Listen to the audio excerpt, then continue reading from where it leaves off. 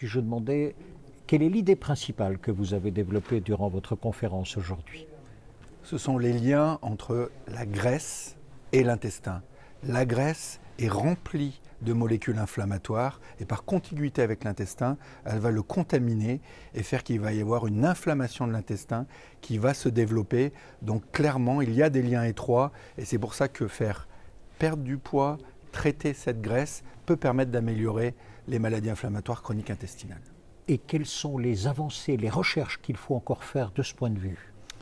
Je crois que ce qu'il faut faire comme recherche maintenant, on a expliqué l'association, le rôle de la graisse et de son lien avec l'intestin et l'inflammation intestinale. Maintenant, ce qu'il faut qu'on sache, c'est ce qu'il y a des débouchés thérapeutiques. Est-ce que traiter cette graisse, peut-être l'enlever, ce qui est discuté actuellement, c'est de l'enlever même chirurgicalement. Est-ce que ça va changer l'évolution ultérieure et améliorer le quotidien de nos patients et peut-être changer l'histoire naturelle des patients atteints de MICI? Ça reste à voir.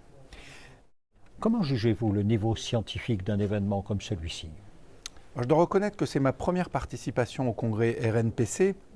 J'avais ouï dire que le niveau scientifique était très élevé. Quand on voit le nom des orateurs, quand on voit le contenu, pourtant j'ai l'habitude de faire, comme tous mes collègues, beaucoup de meetings toute l'année, de reconnaître que la barre a été placée très haut et le contenu scientifique, vraiment j'ai passé de super moments à apprendre plein de choses. En plus c'était bien parce que c'était en dehors de ce que je connais sur l'intestin, donc un niveau scientifique vraiment très élevé avec à la fois une vulgarisation pour l'audience qui est très importante. Au regard du programme RNPC, au regard de vos recherches, au regard de vos savoirs et de votre pratique, pourquoi avez-vous accepté d'être ici?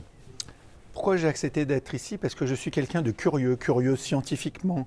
Moi j'aime bien quand les choses bougent et c'est vrai que de voir que maintenant il y a des structures qui s'organisent pour pouvoir accompagner les patients, perdre du poids, c'est comme un peu toutes les addictions, on a du mal, on croit qu'en tant que médecin on peut tout faire. Non, il faut des spécialistes pour chaque addiction et je crois que l'addiction à la mauvaise nourriture est quelque chose qu'il faut prendre en charge et sans ces structures-là, ça devient très difficile. Donc j'avais envie de voir ce qui se passait, de pouvoir échanger avec mes collègues et puis aussi de connaître un peu plus de choses sur RNPC et si je puis dire, je suis servi.